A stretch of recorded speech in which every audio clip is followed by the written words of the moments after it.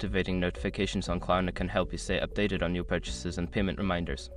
Follow these steps to ensure you receive notifications from the Klarna app. Step 1. Open the Klarna app. Launch the Klarna app on your mobile device. Ensure you are logged into your account to access all features. Step 2. Access settings. Navigate to the settings menu within the app. This is usually found by tapping on your profile icon or the menu icon, typically located in the top corner of the screen. Step 3. Select notifications. In the settings menu, look for the option labeled Notifications or Notification Settings. Tap on it to view your notification preferences. Step 4. Enable notifications. You will see various types of notifications available, such as payment reminders, order updates, and promotional offers.